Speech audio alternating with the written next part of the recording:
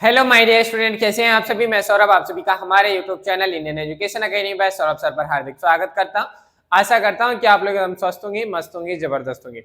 चलिए भाई, जैसा कि आपको पता है कि कल हमारी एक्टिव एंड पैसिव वॉइस की लास्ट क्लास थी, जिसमें मैंने आपको पहले जो स्टार्टिंग में कॉन्सेप्ट बताया था V1 प्लस ING वाला, उसको समझ लीजिए। मैंने आपको बताया था कि जो हमारा V1 प्लस ING होता है, यानी कि इसका जो फॉर्मेट बनता है, क्या बताया था इसमें बताया था कि एक सब्जेक्ट आएगा, सब्जेक्ट के बाद लाइक आएगा और इसके बाद V1 प्लस ING आता है।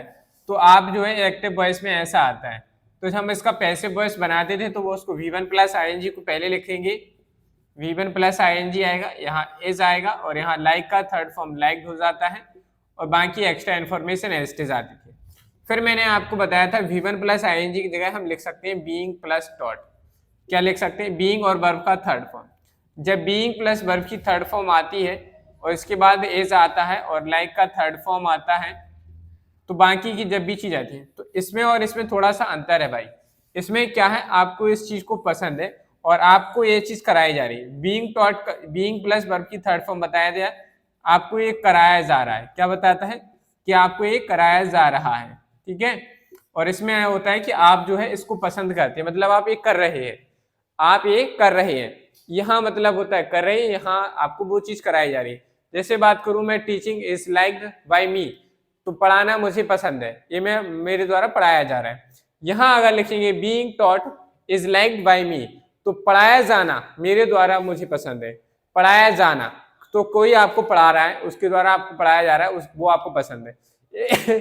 थोड़ा मीनिंग निकलता है। मैंने वहां आपको इन दोनों का सेम सेंस बताया था, बट थोड़ा हल्का सा अंतर होता है। अगर हम कहें बीइंग थर्ड की फॉर्म, वर्ब का थर्ड फॉर्म आता है तो ये गलत नहीं होता है, जीरेंट का, यानी कि हम कहें V1 प्लस ING का पैसिव वॉइस सेंस होता है। अगर ऐसा आता है तो एग्जाम में वो भी ठीक होता है। समझ में ये बात? चलो अब हम बात करते हैं नेक्स्ट, हमारा आगे जो टॉपिक स्टार्ट होने जा रहा है उस टॉपिक की ओर चलते हैं और सीखते हैं कि आखिर हमारा टॉपिक क्या है। अब हम सीखने जा रहे हैं नरेशन के बारे में। किसके बारे में पढ़ने जा रहे हैं? अब हमारा नेक्स्ट टॉपिक स्टार्ट हो रहा है नरेशन। हमें सीखना है कि नरेशन क्या होते हैं। नरेशन जो है एक हमारा वर्ड होता है नरेट। क्या होता है? नरेट। नरेट आप तो समझते हैं स्टोरी नरेट करना, लिखना कुछ, उसे हम क्या कहते हैं? नरेशन कहते हैं। हमारा जो नरेशन बना हुआ है वो एक वर्ड है नरेट, उससे मिलकर बना हुआ है, जिसका मीनिंग होता है, क्या होता है इसका मीन? किसी चीज को लिखना है या कहना। चलो भाई, वही बात है, नरेट का मतलब होता है लिखना। नरेशन जो बना है नरेट से बना है, जिसका मीनिंग होता है लिखना। बात करते हैं कि नरेशन होता क्या है। बात करते हैं कि नरेशन जो होता है वो क्या होता है। तो क्या लिखेंगे? The exact word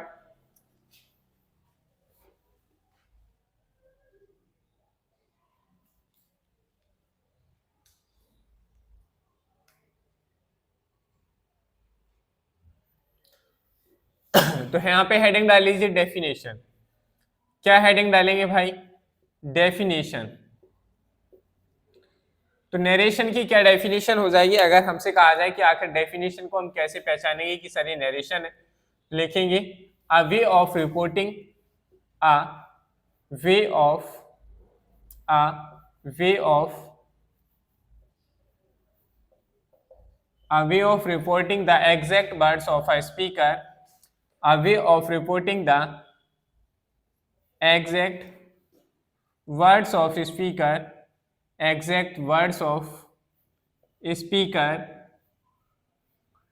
is called, speaker is called narration। उसे हम क्या कहेंगे भाई? नरेशन कहेंगे। चलो समझो, जैसे मान लीजिए नरेशन में हमेशा दो चीजें होती, एक होता है आई जो होता है हमेशा स्पीकर होता है, और जो दूसरा उसको सुन रहा होता है उसे हम कहते हैं लिसनर। क्या कहते हैं? लिसनर कहते हैं। इस स्टेटमेंट में दो चीजें अंडरस्टूड है, हिडन है। आई स्पीकर होता है और हमारा यू लिसनर होता है। स्पीकर बोलने वाला होता है, लिसनर सुनने वाला होता है। अगर हम बात करें कि नरेशन क्या होता है, तो जब भी किसी की बात को, कोई किसी बात को कहता है, मान लीजिए जो बात जिसने कही है, अगर वो बात सामने वाले से कह रहा है और उसकी जो एग्जैक्ट वर्ड आप बताते हैं, तो उसे हम क्या कहते हैं? नरेशन कहते हैं। किसी ने कुछ कहा, उस इंफॉर्मेशन को आप एग्जैक्टली बता देते हैं, उसे हम नरेशन कहते हैं। क्या कहते हैं? उसे हम नरेशन कहते हैं। नरेशन जो होते हैं, आखिर हम बात करें कि नरेशन दो तरीके के होते हैं। कितने तरीके के? दो तरीके। पहला नंबर 1 क्या कि आप तो ये याद रख सकते हैं, मान लीजिए जैसे मैंने आपसे कुछ कहा कि आपको इतने बजे टाइम पे कोचिंग आना है और आपकी क्लास इतने बजे होगी, ठीक है। मैंने आपसे कहा, डायरेक्ट स्पीच होगी, हमने आपसे सीधी तरीके से। अब आपने अपने फ्रेंड्स को बताया तो कहा सर तो ये कह रहे थे कि तुम लोगों को जो है इतने बजे से इतने बजे तक पढ़ना है, इससे पहले हम तुम्हारी छुट्टी नहीं करेंगे, ये वो फलाना ढिकाना। आपने ऐसा उसमें एक्स्ट्रा इन्फॉर्मेशन ऐड कर दी, आपने ऐड कर दी, मतलब सीधी बात जो मैंने कहा था कि आपको कोचिंग इतने बजे से इतने बजे, आपने बताया ही बताया, लेकिन आपने थोड़ा घुमा फिरा के बता दिया। तो हमारा अगर बात करें कि नरेशन कितने टाइप्स के होते हैं, तो 2 काइंड्स के होते हैं। तो नेक्स्ट हेडिंग डालिएगा काइंड्स ऑफ नरेशन। नेक्स्ट क्या हो जाएगी हमारी हेडिंग, काइंड्स ऑफ नरेशन। तो सबसे पहले हम बात करेंगे अब काइंड्स ऑफ नरेशन। ये तो हमें समझ में आया कि नरेशन क्या है, कि किसी ने कुछ कहा है, उस बात को अगर आप बताना चाहते हैं, लिखना चाहते हैं, तो उसे हम नरेशन कहेंगे। लेकिन हम उस बात को कितने तरीके से लिख सकते हैं, ये हमें पता होना चाहिए। तो हमने कहा यहाँ पे हमारे सामने 2 तरीके हैं। There are 2 kinds of narration, लिखिएगा भाई साथ में, there are 2 kinds of narration. कितने काइंड्स होते हैं, 2 काइंड्स के नरेशन होते हैं। There are 2 kinds of narration. अब बात करते हैं कि वो 2 टाइप्स कौन कौन से होते हैं। तो पहला होता है हमारा डायरेक्ट स्पीच। क्या होता है, फर्स्ट इज डायरेक्ट स्पीच। क्या होता है, डायरेक्ट स्पीच। समझ में आ रही बात की नहीं, डायरेक्ट स्पीच। डायरेक्ट स्पीच क्या होता है इसके बारे में हम अभी बात करेंगे। दूसरा होता है हमारा इनडायरेक्ट स्पीच। क्या होता है, इनडायरेक्ट स्पीच। Indirect speech. तो आपने देखा हम 2 तरीके से बात कह सकते हैं, एक तो डायरेक्ट बात कह सकते हैं, दूसरा इनडायरेक्टली बात कह सकते हैं। तो डायरेक्ट और इनडायरेक्ट स्पीच, ये 2 तरीके से हमारे पास क्या होते हैं, नरेशन के 2 काइंड्स होते हैं। चलिए भाई समझते हैं कि डायरेक्ट स्पीच क्या होती है और इनडायरेक्ट स्पीच क्या होती है। चलो भाई, तो हेडिंग डालिएगा सबसे पहले डायरेक्ट स्पीच। क्या हेडिंग डालेंगे, डायरेक्ट स्पीच। अब हमारी क्या हो जाएगी, डायरेक्ट स्पीच हमारी हेडिंग है। तो नेक्स्ट हेडिंग डाल लीजिए डायरेक्ट स्पीच। चलो भाई बताइए कि डायरेक्ट स्पीच क्या होते हैं। अगर आप जानते हैं तो ठीक है, नहीं जानते हैं तो कोई बात नहीं, घबराइए मत। तो लिखेंगे द एग्जैक्ट वर्ड, लिखेंगे साथ में the exact word, the exact words, the exact words spoken by, spoken, the exact word spoken by, the exact word spoken by somebody, somebody, spoken by somebody, the exact words spoken by somebody are called direct speech, are called direct speech। उसे हम क्या कहेंगे, direct speech कहेंगे। चलो भाई समझते हैं कैसे। जो भी हमारा स्पीकर के जो भी वर्ड्स हैं, अगर आप उन्हें डायरेक्टली सेंटेंस कहते हैं तो वो हमारे क्या कहलाते हैं, हमारे क्या कहलाएंगे, डायरेक्ट स्पीच कहलाएंगे। जैसे मैंने कहा मारिया सेड, मारिया ने कहा, क्या कहा, I have to be back, I have to be back before dark, before dark. चलिए भाई समझिएगा थोड़ा, मैंने क्या लिखा, मैंने लिखा है डायरेक्ट स्पीच में कि the exact word spoken by somebody, किसी के द्वारा जो एग्जैक्ट स्पीकर के जो भी वर्ड थे, जैसा उसने कहा सेम वैसी ही बात को आप सामने वाले को कहते हैं, तो वो हमारा क्या कहलाता है, डायरेक्ट स्पीच कहलाता है। क्या कहलाता है, डायरेक्ट स्पीच कहलाता है। आखिर हम बात करें कैसे सर हम डायरेक्ट स्पीच को लिखते हैं। तो देखिए भाई, मैंने आपके सामने एग्जांपल लिखा, मारिया सेड, मारिया सेड कहती है I have to be back, I have to be back before dark, अंधेरा होने से पहले वह वापस लौट आएगी, अंधेरा होने से पहले वह वापस आ जाएगी। चलो भाई, तो उसने कहा, अब कहा किसने, मारिया ने। थोड़ा समझिएगा, थोड़ा जानना जरूरी है हमारे बारे में। यहाँ पर जो भी हमारे पास ये यहाँ पे जो भी स्टेटमेंट लिखा होता है, यानी कि यहाँ कॉमा इन्वर्टेड कॉमा से पहले तक जो स्टेटमेंट लिखा होता है, इसे हम कहते हैं रिपोर्टिंग वर्ब। क्या नाम देंगे इसे, इसे हम कहते हैं रिपोर्टिंग वर्ब। क्या कहते हैं इसको, रिपोर्टिंग वर्ब कहते हैं। समझ में आई बात। फिर आपने कहा सर इस वाले पार्ट को हम क्या कहते हैं, जितना भी हमारा कॉमा इन्वर्टेड कॉमास के अंदर लिखा रहता है, इसे हम रिपोर्टेड स्पीच कहते हैं। क्या कहते हैं इसे हम? रिपोर्टेड स्पीच कहते हैं। क्या कहेंगे? रिपोर्टेड स्पीच कहते हैं। आपने कहा सर ठीक है, या रिपोर्टेड वर्ब कहते हैं, ठीक है। रिपोर्टिंग वर्ब हो गया और रिपोर्टेड स्पीच, ये हमारा क्या हो जाता है यहाँ पे? रिपोर्टेड स्पीच हो जाता है। बताओ भाई, इसमें किसी को कोई डाउट?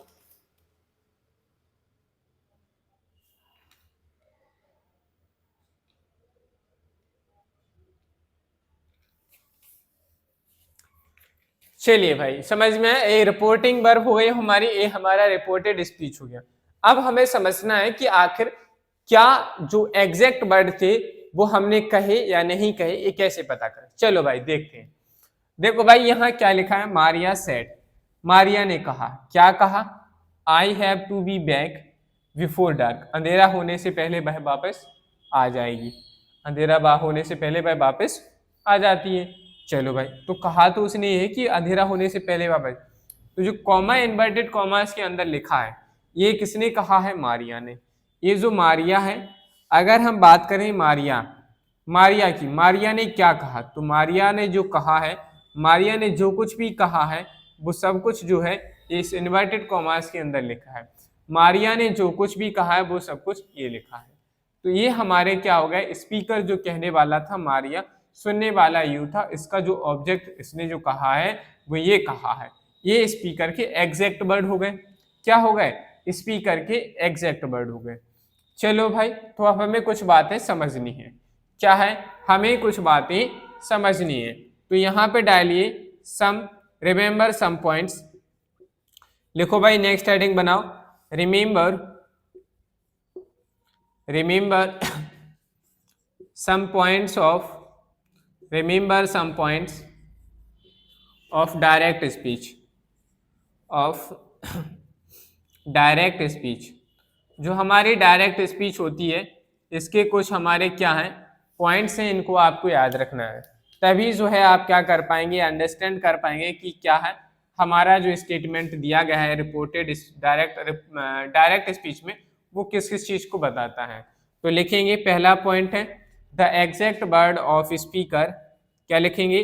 लिखेंगे the exact word of speaker, the exact words of the speaker, the exact words of speaker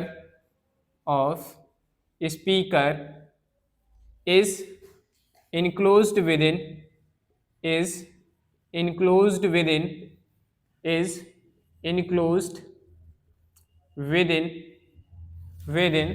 the inverted commas, within the inverted commas।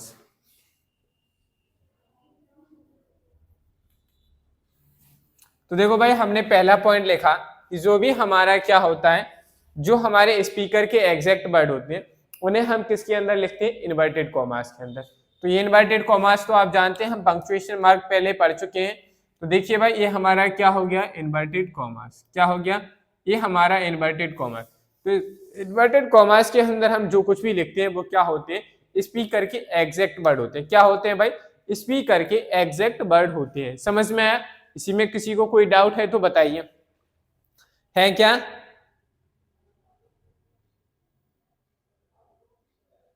चलो, अगर नहीं है तो दूसरी बात करते हैं। तो जब भी हम रिपोर्टेड स्पीच शुरू करते हैं तो इसका फर्स्ट लेटर कैपिटल होता है। क्या होता है? जब भी हम रिपोर्टेड स्पीच शुरू करेंगे तो इस रिपोर्टेड स्पीच का फर्स्ट लेटर देखो हमने क्या लिखा? कैपिटल। तो हमेशा हम कैपिटल बनाएंगे। तो क्या लिखेंगे? The letter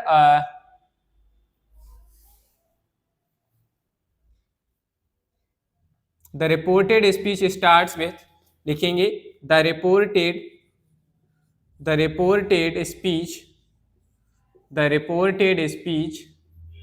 start with, the reported speech starts with capital letter, capital letter। तो जो हमारी रिपोर्टेड स्पीच होती है वो किससे शुरू होती है? कैपिटल लेटर से शुरू होती है। देखो भाई, हमने सब कुछ जो हम पॉइंट्स लिख रहे हैं उनके बारे में हम ऑलरेडी, देखो मारिया ने क्या कहा, जो भी कहा है वो कॉमा इन्वर्टेड कॉमास के अंदर लिखा था। तो हमने वही बात लिखी कि जो हमारा एग्जैक्ट वर्ड्स ऑफ स्पीकर होते हैं वो इनक्लोज्ड होते हैं, यानी कि कॉमा इन्वर्टेड कॉमास के बीच में क्या होते हैं? लिखे हुए रहते हैं। दूसरा हमने कहा जब हम रिपोर्टेड स्पीच का जो लेटर लिखना स्टार्ट करते तो उसका जो फर्स्ट लेटर होता है उसे आपको क्या बनाना है, कैपिटल में बनाना है। कैपिटल लेटर में भी हमने पढ़ा था और वही बात हमने यहाँ पर लिखी। तो आपको इतना समझ में आया कि हमारा नरेशन क्या होता है, डायरेक्ट स्पीच क्या होती है और डायरेक्ट स्पीच में क्या कैसे हम पहचानते हैं कि ये डायरेक्ट स्पीच है या नहीं है। तो इसमें हमें इन्वर्टेड कॉमास भी देखने को मिलता है, जो स्पीकर के वर्ड होते हैं वो इन्वर्टेड कॉमास के अंदर आते हैं। दूसरा जो इन्वर्टेड कॉमा हमारा जो स्टार्ट होता है, यानी कि हमारा जो डायरेक्ट स्पीच का रिपोर्टेड स्पीच स्टार्ट होती है वो कैपिटल लेटर से होती है। इतनी सी बात समझ में। चलिए भाई, तो आप लोग पहले फटाफट से इसे नोट डाउन करेंगे, फिर हम इसको आगे कंटिन्यू करते हैं कि इनडायरेक्ट स्पीच क्या होता है। चलिए भाई, अब हम नेक्स्ट आगे समझते हैं और सीखते हैं कि इनडायरेक्ट स्पीच हमारी क्या होती है। तो हेडिंग डालेंगे इनडायरेक्ट स्पीच। क्या हेडिंग हो जाएगी भाई? Indirect speech. Indirect speech.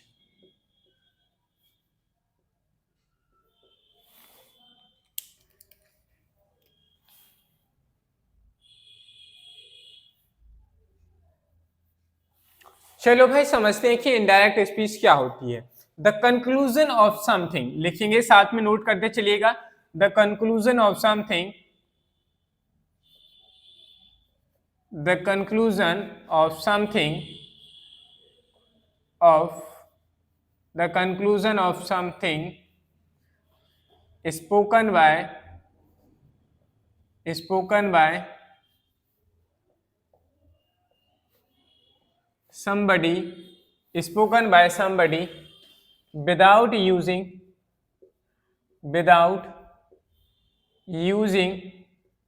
the exact words of, without using the exact words of speaker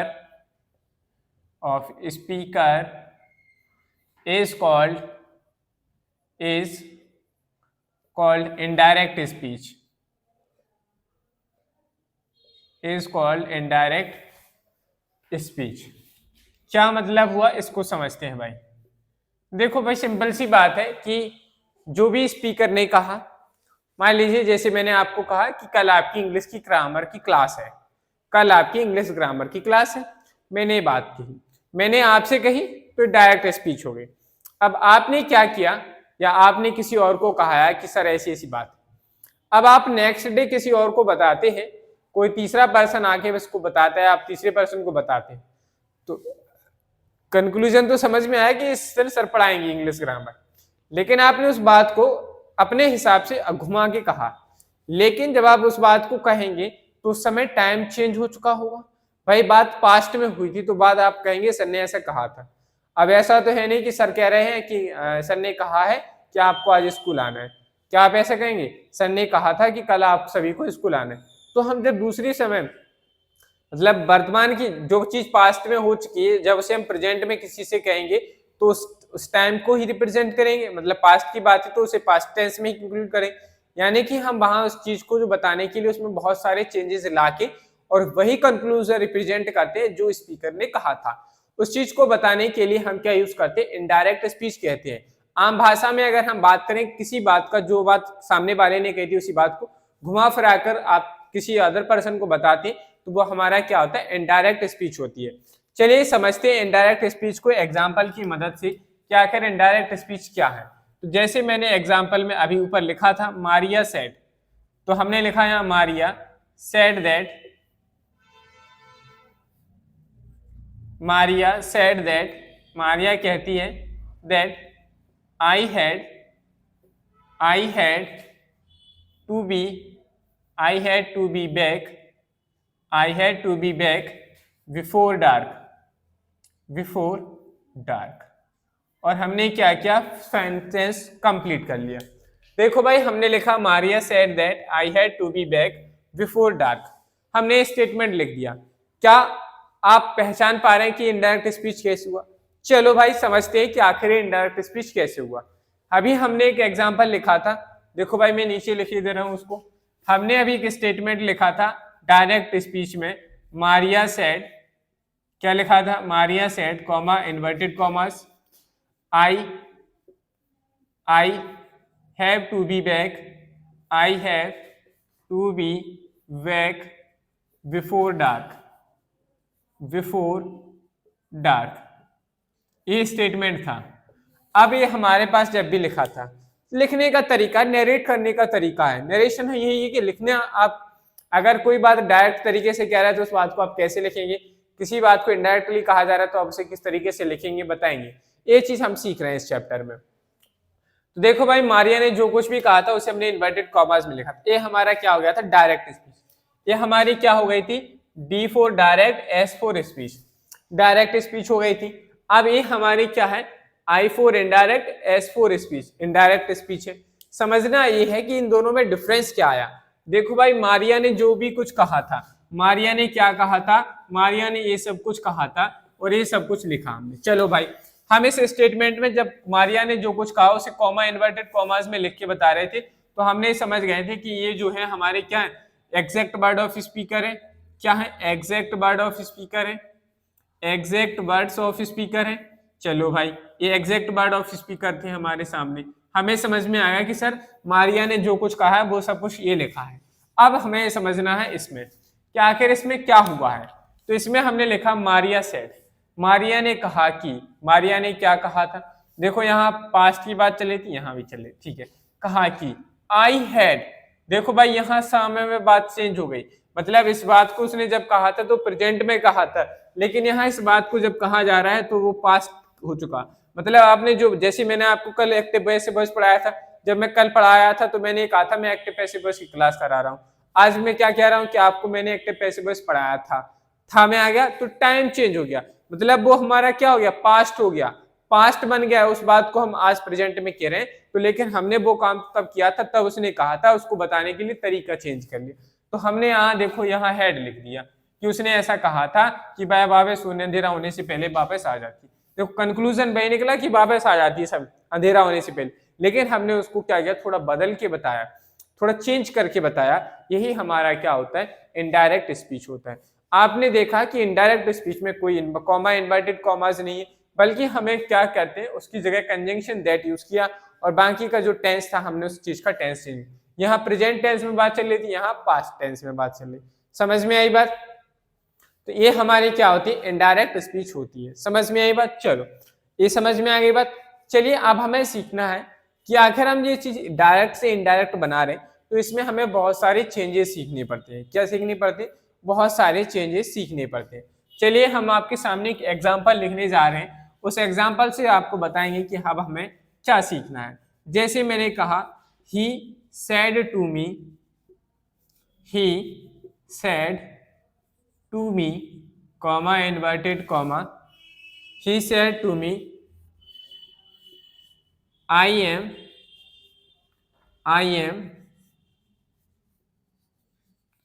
going to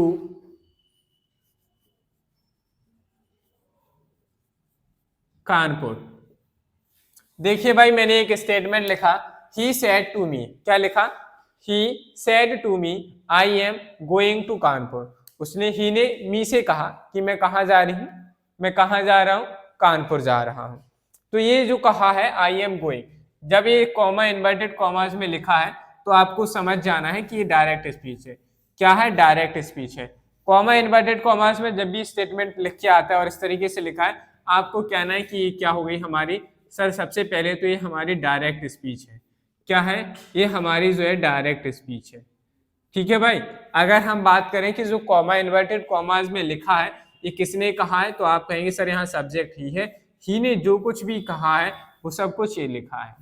ही ने जो कुछ भी कहा है ये सारे के सारे ही के वर्ड हैं।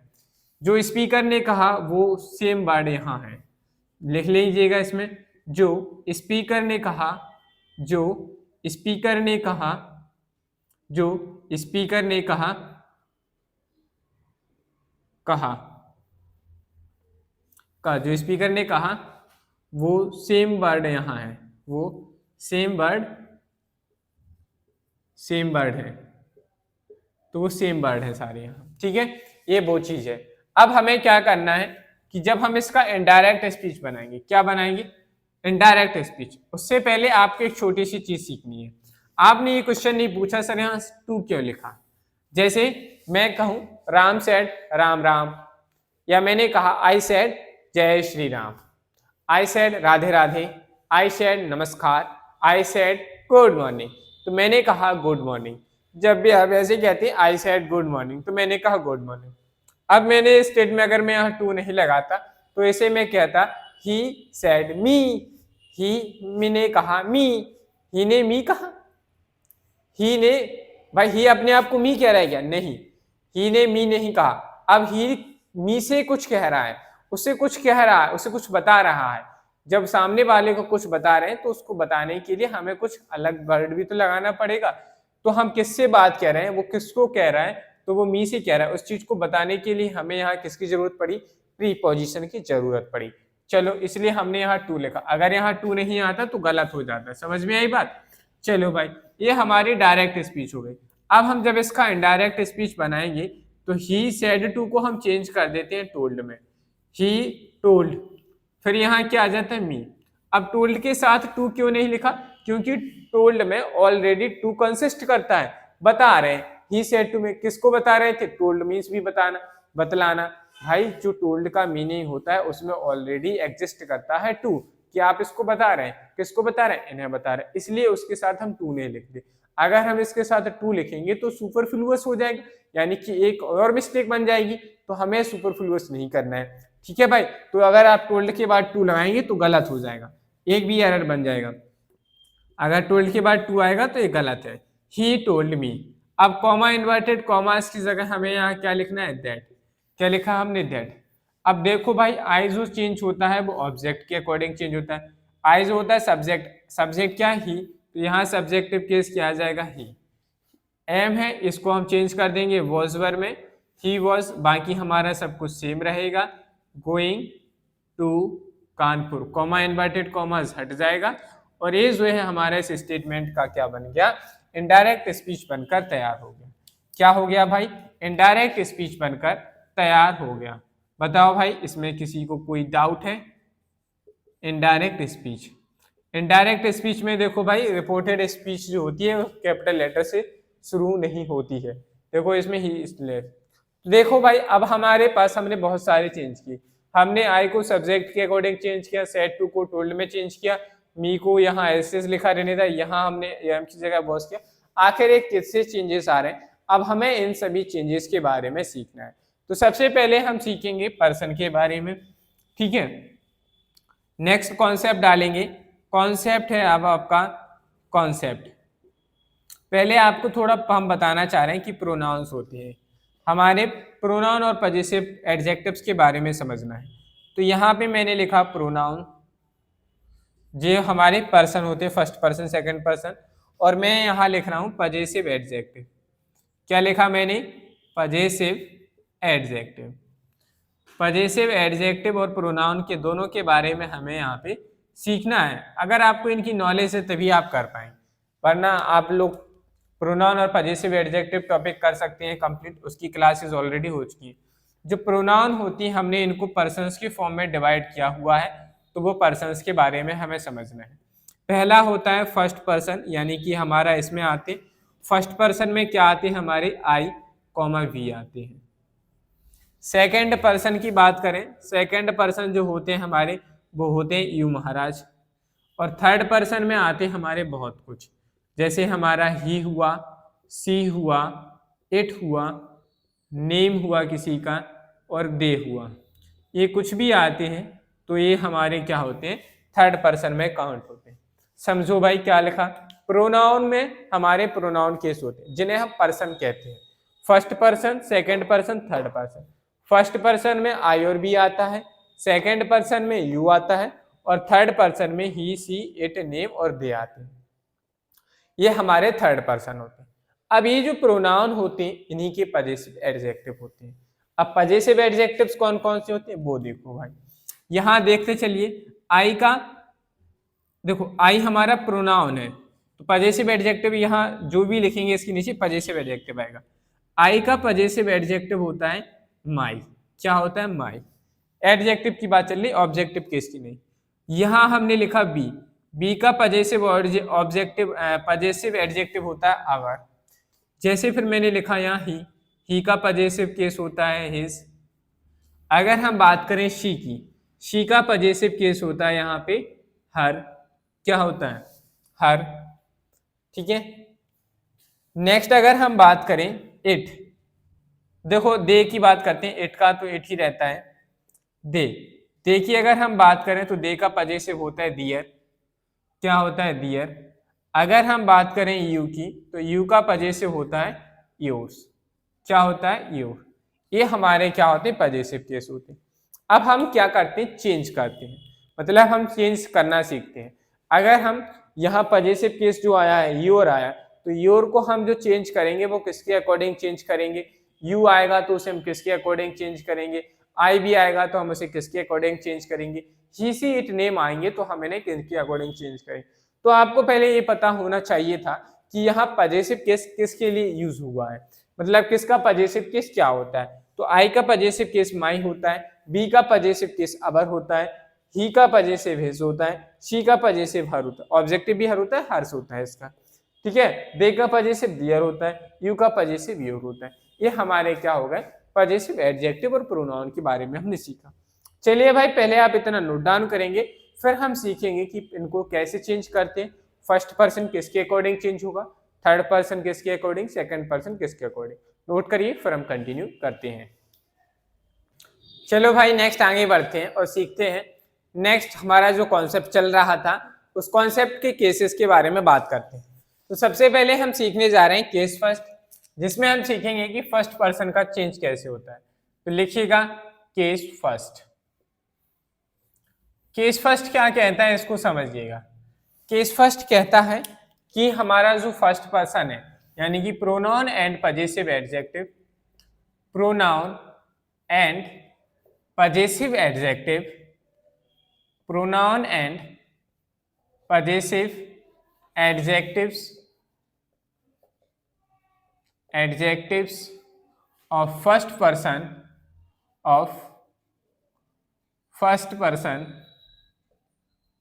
are changed, first person are changed according to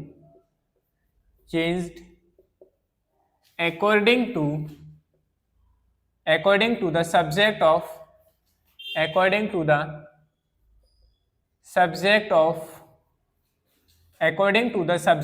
reporting verb अब रिपोर्टिंग वर्ब देखो मैं बता चुका हूं कि क्या होती है, लेकिन एक बार फिर से इस कॉन्सेप्ट को, केस को समझते हैं। मैंने कहा जो हमारा फर्स्ट पर्सन होता है, यानी कि आई और बी को हम चेंज करते हैं सब्जेक्ट के अकॉर्डिंग, लेकिन किसके सब्जेक्ट के अकॉर्डिंग?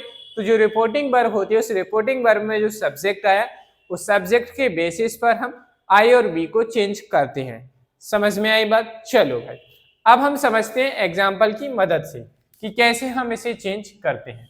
तो जैसे मैंने एक एग्जाम्पल लिखा, मैंने लिखा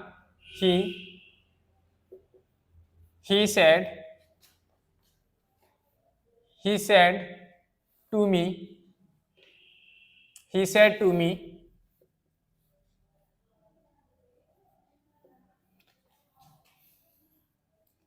I am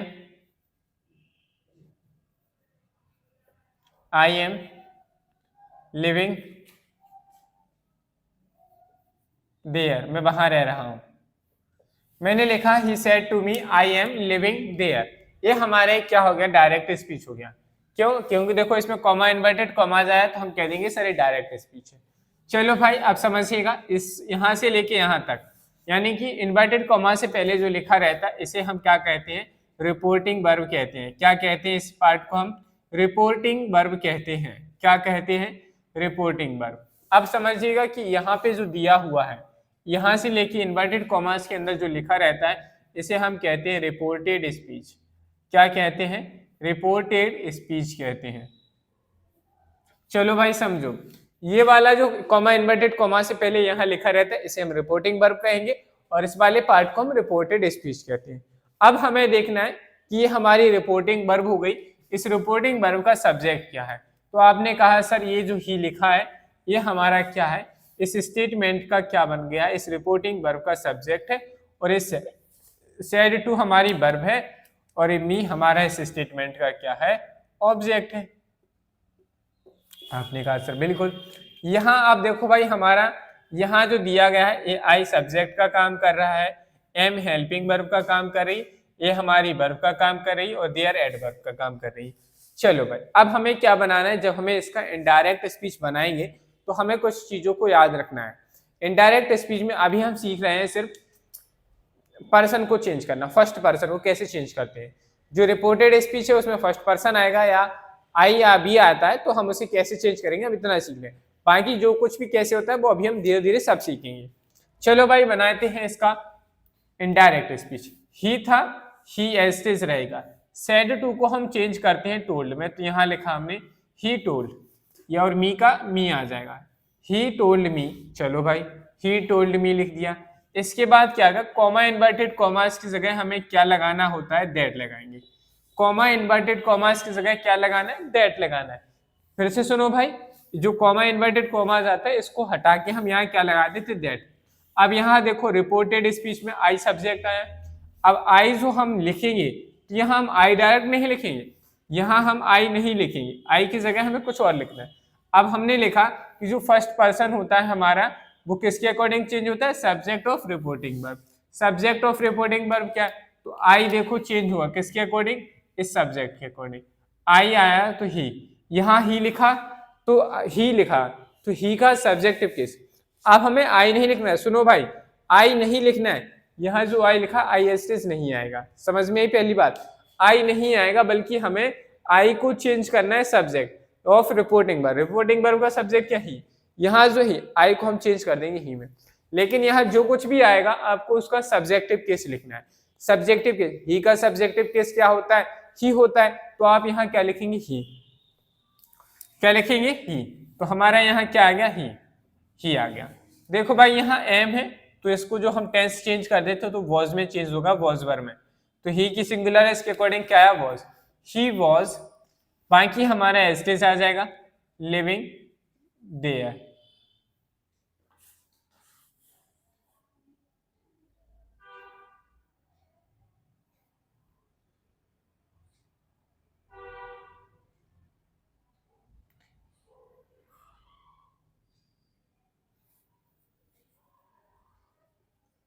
और ये हमारा क्या बन गया भाई, इनडायरेक्ट स्पीच बनकर तैयार है। समझ में आई बात। चलो नेक्स्ट एग्जांपल से समझते हैं, वी के लिए और एग्जांपल लेते हैं।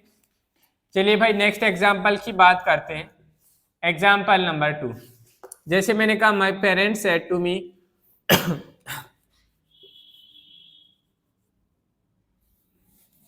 ऐसे मत लिखो,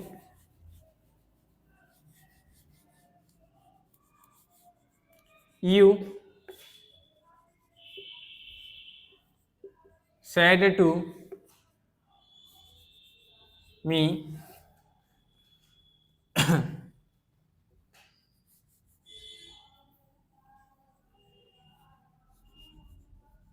be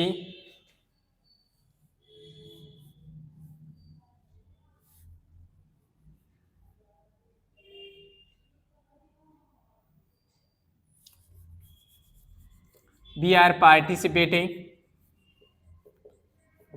participating in the dance competition,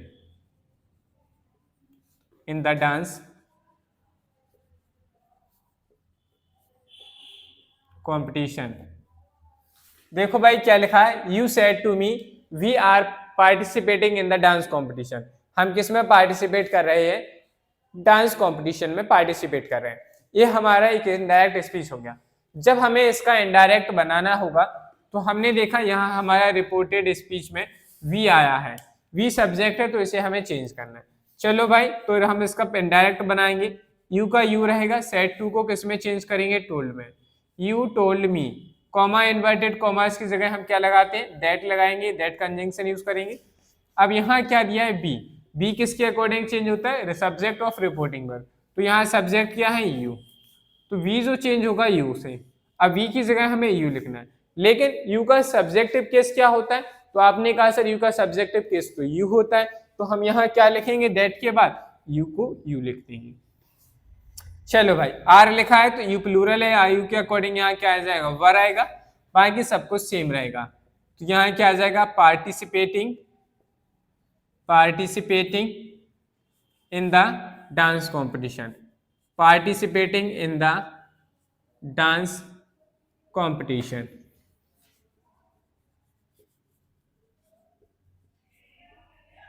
समझ में आई बात की नहीं? चलो भाई, जैसे अगर हम बात करें नेक्स्ट एग्जाम्पल की, एग्जाम्पल नंबर 3, जैसे मैंने कहा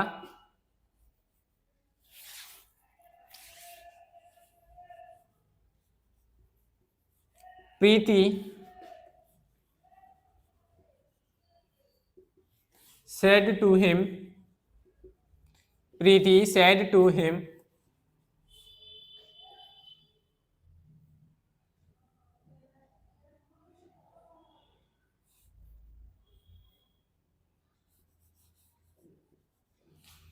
you are a good player, you are a good player।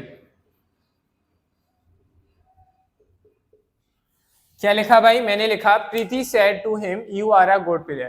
प्रीति ने हिम से कहा, क्या कहा, कि तुम जो एक अच्छे प्लेयर हो, ये उसने कहा। अब हमें क्या करना है इसका,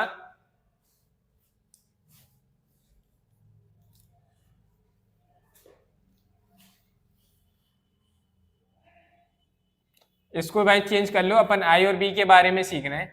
उसने कहा I am a good player, I am a good player. Preeti ने सेम से कहा कि मैं जो हूँ एक अच्छी प्लेयर हूँ। तो हमारा स्टेटमेंट दिया गया, अब हमें इसे चेंज करना सीखना है। देखो भाई यहाँ क्या लिखा है, प्रीति लिखा है, तो इसे एज इट इज लिखेंगे। प्रीति सेड टू को किस में चेंज कर देंगे, टोल्ड में। प्रीति टोल्ड हिम, हिम आ गया, कॉमा इन्वर्टेड कॉमास की जगह क्या लिखेंगे, दैट। अब देखो हम आई को चेंज करते हैं रिपोर्टिंग वर्ब के सब्जेक्ट, तो आई जो चेंज होना चाहिए वो प्रीति के अकॉर्डिंग चेंज होना चाहिए। तो क्या हम यहाँ प्रीति डायरेक्ट लिखेंगे, नहीं लिखेंगे। हम हमारा जो आई है, आई हमारा चेंज होगा प्रीति के अकॉर्डिंग, लेकिन प्रीति का हम यहाँ डायरेक्ट प्रीति लिखेंगे, नहीं लिखेंगे। प्रीति का प्रीति नहीं लिखेंगे। क्यों नहीं लिखेंगे, क्योंकि यहाँ हमें सब्जेक्टिव केस लिखना होता है। तो प्रीति का किसी का नाम बार बार रिपीट नहीं करते, repetition of noun and pronoun हम पढ़ चुके हैं कि बार बार रिपीट नहीं करते, तो उसी के नाम के लिए हम प्रोनाउन को यूज कर देते हैं। तो आई का प्रीति हमारा सब्जेक्ट है, तो प्रीति के लिए हम सब्जेक्टिव केस में कौन सा प्रोनाउन यूज करते हैं, शी। क्या यूज करेंगे, शी। तो हमारा यहाँ क्या आएगा, दैट के बाद हम लिखेंगे यहाँ शी। फिर यहाँ क्या आ जाएगा, she was, she was, she was a good player, she was a good player. तो ये हमारा क्या बन गया, स्टेटमेंट बनकर, यानी कि इनडायरेक्ट स्पीच बनकर तैयार है। समझ में आई बात? चलो भाई, अब एक और एग्जाम्पल समझो। अभी एक और टाइप का एग्जाम्पल रह गया है, एग्जाम्पल नंबर 4। एग्जाम्पल नंबर 4 में कहा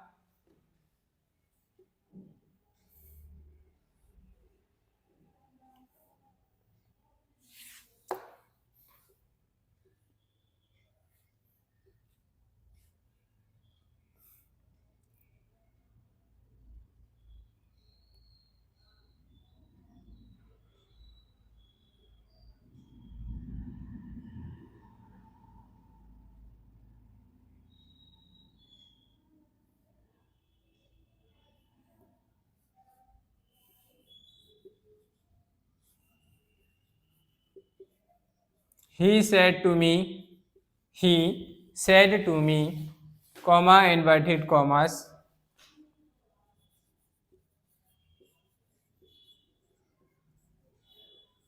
my brother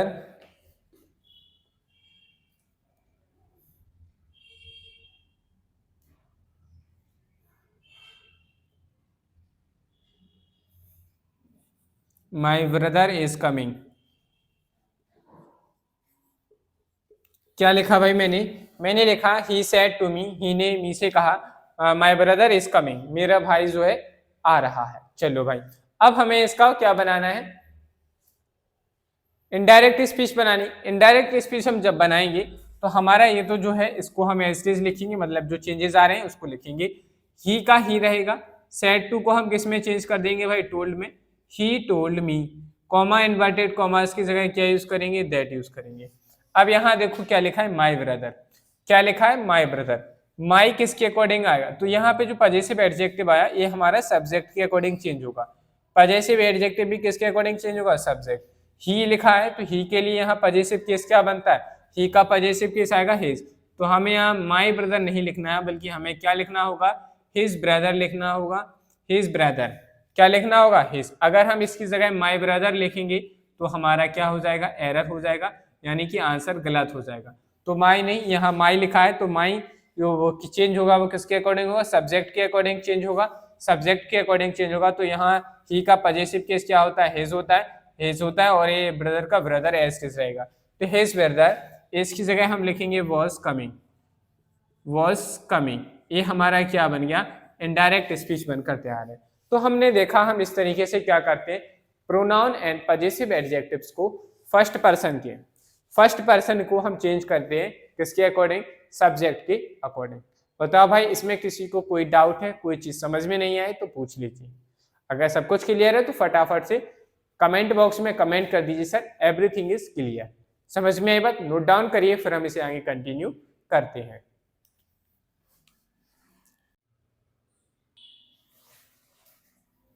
चलिए भाई नेक्स्ट बात करते हैं केस नंबर सेकंड की। केस नंबर सेकंड क्या कहता है, सेकंड पर्सन चेंज होता है, तो लिखेंगे साथ में second person, second person are changed, second person is changed, is changed according to, changed according to, according to object, according to object of reporting verb, object of reporting verb, reporting verb. Reporting verb का जो object होता है उसके basis पे हम क्या करते हैं, सेकंड पर्सन को चेंज करते हैं। किसके बेसिस पे, जो हमारा रिपोर्टिंग वर्ब होती है, रिपोर्टिंग वर्ब का जो ऑब्जेक्ट होता है उस ऑब्जेक्ट के बेसिस पर हम यू को चेंज करते हैं और उसका पजेसिव एडजेक्टिव चेंज करते हैं। चलो भाई समझते हैं with the help of example. For example I am से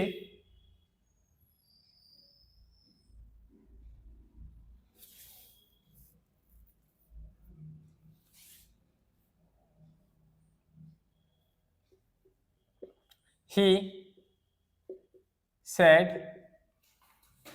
said to her, he said to her,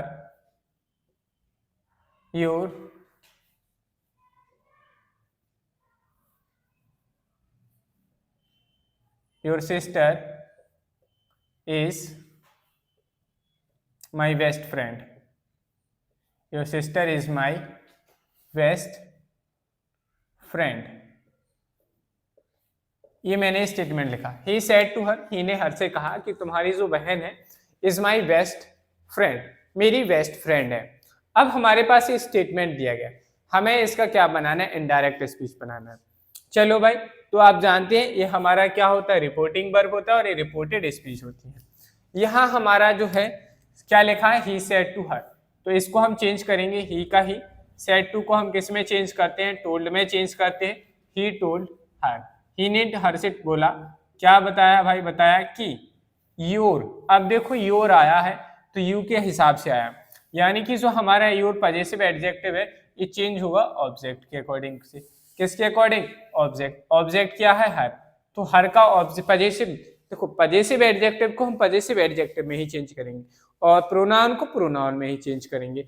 अब यहाँ योर क्या है, पजेसिव एडजेक्टिव है, पजेसिव एडजेक्टिव है तो यहाँ हर के अकॉर्डिंग पजेसिव एडजेक्टिव क्या होगा, हाँ हर का पजेसिव एडजेक्टिव भी क्या होता है, हर होता है, तो हम यहाँ क्या लिखेंगे, हर लिखेंगे। क्या लिखेंगे, हर लिखेंगे। तो he told her that her sister, किसकी बहन, हर की बहन, हर सिस्टर, इसकी जगह क्या हो जाएगा, वॉज, हर सिस्टर वॉज। देखो यहाँ माई आया, माई पजेसिव एडजेक्टिव किसके अकॉर्डिंग है, आई के अकॉर्डिंग, तो ये किसके अकॉर्डिंग चेंज होगा, सब्जेक्ट के अकॉर्डिंग। आई किसके अकॉर्डिंग चेंज होता था, सब्जेक्ट के अकॉर्डिंग, तो जो माई चेंज होगा वो किसके अकॉर्डिंग चेंज होगा, ही के अकॉर्डिंग। ही के अकॉर्डिंग चेंज होगा तो यहाँ क्या आएगा, वॉज हिज बेस्ट फ्रेंड। तो उसकी बहन जो है उसकी क्या है, बेस्ट फ्रेंड है, ये इसका मीनिंग हो गया। लेकिन बताया गया कि उसकी बहन ही उसकी क्या है, बेस्ट फ्रेंड। इस तरीके से हम क्या बनाएंगे, पैसिव यानी कि इसका पजेसिव एडजेक्टिव को चेंज करते हैं ऑब्जेक्ट के अकॉर्डिंग। चलो भाई नेक्स्ट एग्जांपल से समझते हैं। नेक्स्ट एग्जांपल की बात करते हैं, एग्जांपल नंबर 2। जैसे मैंने कहा अभी टोल्ड, अभी said to me, अभी said to me you can do this work, you can do this work। ये उसने कहा, क्या कहा, you can do this work। अभी said to me, अभी ने मी से कहा you can do this work, ये हमारा स्टेटमेंट हुआ। हमें इसका क्या बनाना है, इनडायरेक्ट स्पीच बनाना है। तो चलो भाई कैसे बनाएंगे सीखते हैं। देखिए भाई अभी हमारा एज इज नाम आया है तो इसको लिखो ऐसे ही, अभी said to को हम किस में चेंज करेंगे, टोल्ड में। अभी told me, comma inverted comma इसकी जगह दैट। यहाँ क्या है, यू। रिपोर्टेड स्पीच का सब्जेक्ट यू हुआ, इसे हम किसके अकॉर्डिंग चेंज करते हैं, object of reporting verb. Reporting verb का ऑब्जेक्ट क्या है, मी, तो यू को चेंज कर दो मी में, यानी कि यू की जगह मी आएगा। अब यहाँ यू किसका काम कर रहा है, सब्जेक्ट का, तो यहाँ मी का सब्जेक्टिव केस क्या होता है, आई होता है। क्या होता है, आई होता है। तो हमने यहाँ क्या लिखा, आई। इस बात को समझ लो भाई कैसे आया आई। यहाँ क्या लिखा है, यू। यू किसके अकॉर्डिंग चेंज होता है, ऑब्जेक्ट ऑफ रिपोर्टिंग वर्ब। तो यू को हम किस में चेंज करेंगे, मी में। क्या हम यहाँ मी एस्टिस लिखेंगे, नहीं, यहाँ क्या आना चाहिए, सब्जेक्टिव केस। तो मी का सब्जेक्टिव केस क्या होता है, आई। क्या होता है, आई। तो हमने यहाँ क्या लिखा, आई। अगर आप आई की जगह मी लिखेंगे तो ये एरर बन जाएगा। समझ में आई बात। तो यहाँ क्या आ गया, दैट आई। क्या आ गया, दैट आई। चलो भाई अभी told me that I, can का पास्ट फॉर्म में हो जाता है कोड। आई कोड, डू का डू रहेगा, दिस को चेंज कर देते हैं हम दैट में, आई कोड दैट वर्क। और इस तरीके से हमारा क्या है, पे जो है इनडायरेक्ट स्पीच बनकर तैयार है। चलो भाई अब हम बात करते हैं नेक्स्ट केस नंबर 3 की। केस नंबर 3 क्या कहता है इसके बारे में और बात कर लेते हैं। ठीक है भाई, केस नंबर 3 कहता है the third person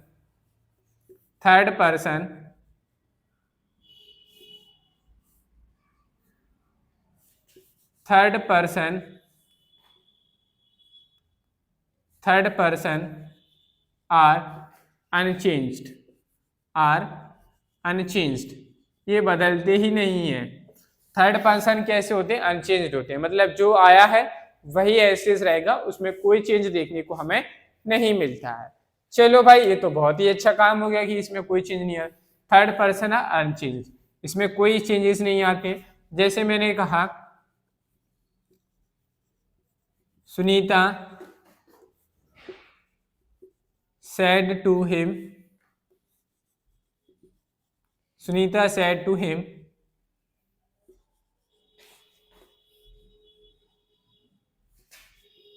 he is a good boy।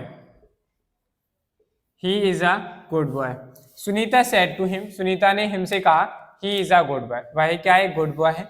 जब हम इसका क्या करेंगे, इनडायरेक्ट बनाएंगे, तो हम क्या लिखेंगे, सुनीता को सुनीता लिखेंगे, said to को चेंज करेंगे टोल्ड में, सुनीता टोल्ड हिम, सुनीता ने हिम से बोला, क्या कहा, कॉमा इन्वर्टेड कॉमा इसकी जगह दैट। यहाँ देखो क्या आया, ही आया सब्जेक्ट, बस कोई नहीं, ही आया तो ही को हम ऐसे लिख देंगे, कोई चेंज नहीं करेंगे, बस आपको स्मॉल लेटर में लिखना है। इसको हम चेंज कर देंगे वॉज में, वॉज अ गुड बॉय। यहाँ बॉय की जगह गर्ल मत करना है भाई, पता चले तुम कर दो बॉय की जगह गर्ल, तो बहुत कुछ गलत हो जाएगा। एक लड़का है, आप पास्ट में एक लड़का था, वो वही व्यक्ति को जब तुम दोबारा उसकी बात बताओगे तो वो लड़की बन जाएगा क्या, नहीं बनेगा। तो यहाँ गुड बॉय लिखना है, गर्ल मत करिएगा, ठीक है। यहाँ ही आएगा, अगर आप यहाँ शी लिख देंगे तो गलत हो जाएगा। समझ में आई बात, मजाक वाली बात नहीं है भाई, बच्चे कुछ होते हैं ऐसे कर देते हैं, ही की जगह सी लिख दें, वो कहेंगे सर थर्ड पर्सन तो सर अनचेंज रहता है, तो सी पे तो थर्ड पर्सन ये लिख दो, क्या जाए, नहीं लिखेंगे। जो भी यहाँ सब्जेक्ट बनेगा उसी सब्जेक्ट को हमें एस लिखना है, अदरवाइज आप कोई और सब्जेक्ट लिखेंगे तो वो आपका क्या हो जाएगा, गलत माना जाएगा, आपका आंसर रॉन्ग हो जाएगा। तो इस तरीके से हम क्या करते हैं, थर्ड पर्सन को अनचेंज करते हैं और रिपोर्टेड स्पीच का सब्जेक्ट हमारा एज इट इज वही थर्ड पर्सन बनता है। चलो भाई, अगर हम बात करें दूसरे एग्जाम्पल की, मैंने कहा he said comma inverted commas it is a sunny day, it is a sunny day। ही ने कहा it is a sunny day, आज का जो दिन है कैसा है, बहुत गर्मी वाला दिन है। तो इसका जब हम पैसिव यानी कि हम इसका जब क्या बनाएंगे, इनडायरेक्ट स्पीच बनाएंगे, तो क्या लिखेंगे, ही सेड। अब देखो इसके आगे टू मूव कुछ नहीं लिखा, इसलिए he said as it is आया। कॉमा इनवर्टेड कॉमा की जगह क्या लिखेंगे, दैट। इट आया है तो देखो इट हमारा सब्जेक्ट है, इसे एज इट इज लिख दो इट। इसकी जगह हम कन्वर्ट कर देंगे इसको वॉज में, it was a sunny day, it was a sunny day. और इस तरीके से हमारा क्या इनडायरेक्ट स्पीच बनकर कंप्लीट हो गया। इट का इट आया कि नहीं, थर्ड पर्सन था, तो थर्ड पर्सन को हम एज इट इज सब्जेक्ट की तरह लिखेंगे। चलो भाई बात करते हैं नेक्स्ट एग्जाम्पल की। एग्जाम्पल नंबर थर्ड, मैंने कहा she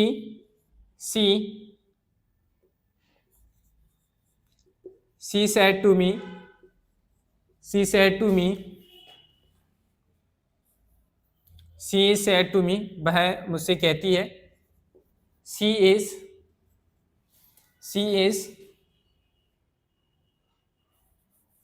going to picnic, she is going to, कि वह कहाँ जा रही है, पिकनिक जा रही है। तो ये हमारा क्या हो गया, एक डायरेक्ट स्पीच हो गई। शी ने कहा मुझसे कि वह जो है कहाँ जा रही है, पिकनिक के लिए जा रही है। जब हम इसका इनडायरेक्ट स्पीच बनाएंगे तो सेड टू को चेंज करेंगे टोल्ड में, she told me, comma inverted commas की जगह दैट। अब यहाँ देखो थर्ड पर्सन शी आया है, तो कोई नहीं, रेस्टेज लिखेंगे, तो हमारे यहाँ क्या आ जाएगा, शी का शी आएगा। इसको हम चेंज कर देंगे वॉज में, बाकी हमारा सब कुछ चेंज रहेगा। वॉज गोइंग टू पिकनिक, और ये हमारा क्या है, इनडायरेक्ट स्पीच बनकर तैयार है। तो आपने देखा कि हम इस तरीके से, यानी कि जो थर्ड पर्सन है उसे हम रिपोर्टेड स्पीच का सब्जेक्ट की तरह कोई चेंज नहीं करना, जैसा है उसको वैसा ही लिख देना, लेकिन जो दिया है सिर्फ वही लिखेंगे। ऐसा नहीं कि जो ही दिया है और आप सी इट दे कोई अदर थर्ड पर्सन वहां लिखेंगे तो आपका आंसर गलत हो जाएगा। जो आपको क्वेश्चन में दिया है उसी को आपको एज इट इज लिखना है। समझ में आई बात? चलो भाई एक एग्जाम्पल और समझ लो दे के लिए, फिर इसके बाद जो है आज की हमारी क्लास यहीं पे कंप्लीट हो जाएगी। चलो भाई समझिए एग्जाम्पल नंबर 4। एग्जाम्पल नंबर 4 में जैसे मैंने कहा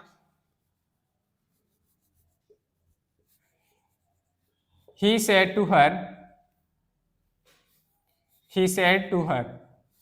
ही ने हर से कहा, क्या कहा, कॉमा इनवर्टेड कॉमास में यहां लिख रहे हैं, he said to her they are going to party. वे कहाँ जा रहे हैं, पार्टी में जा रहे हैं। दे आर गोइंग, पार्टी के लिए जा रहे हैं। ठीक है, ये हमारा स्टेटमेंट हो गया। अब हमें क्या करना है, इसका जब हम इनडायरेक्ट स्पीच बनाएंगे तो ही को ही लिखेंगे, सेड को चेंज करेंगे टोल्ड में, he told her that, he told her, comma inverted commas की जगह दैट। यहाँ देखो दे सब्जेक्ट बनाए रिपोर्टेड स्पीच में, तो ये दे थर्ड पर्सन है, इसे हम एज ए सब्जेक्ट की तरह लिखेंगे। दे का दे रहेगा, आर को हम चेंज कर देंगे वर में, were going to party, going to party. और इस तरीके से हम क्या करेंगे, फर्स्ट सेकंड थर्ड पर्सन को चेंज करते हैं सब्जेक्ट के अकॉर्डिंग, ऑब्जेक्ट के अकॉर्डिंग, और थर्ड पर्सन हमारा अनचेंज रहता है, जो दिया गया है उसे हमें एज इट इज लिखना है। आशा करता हूं कि आपको ये कॉन्सेप्ट समझ में आया होगा और आज की क्लास भी आप लोगों को समझ में आई होगी। अगर आप लोगों को क्लास पसंद में आई है तो वीडियो को लाइक करें, चैनल को सब्सक्राइब करें, बेल आइकन को प्रेस करें, जिससे कि आपको हमारी आने वाली नेक्स्ट क्लासेस का नोटिफिकेशन समय पर मिलता रहे। वीडियो को अपने फ्रेंड्स के साथ जरूर शेयर करें, जिससे कि वो भी जुड़कर अपनी इंग्लिश ग्रामर की प्रिपरेशन में चार चांद लगा सकें। अगर आप लोगों को क्लास पसंद आती है तो प्लीज वीडियो को लाइक जरूर किया करो और अपना कमेंट भी क्या करो कि आपको इस क्लास में आज क्या चीज सीखने को मिली या आपको क्या चीज सीखा आपने। आपका कोई डाउट रहता है तो अपना डाउट कमेंट बॉक्स में कमेंट करके आप जरूर पूछिए। अगर आप ऐसा करते हैं तो हमें भी अच्छा लगता है कि हम जो पढ़ा रहे हैं हाँ हमारी जो क्लासेस देख रहे हैं उन्हें कुछ समझ में आ रहा है, उन्हें कुछ सीखने को मिल रहा है। चलिए भाई आज के लिए इतना ही रखते हैं, मिलते हैं कल, इसके आगे कंटिन्यू करेंगे।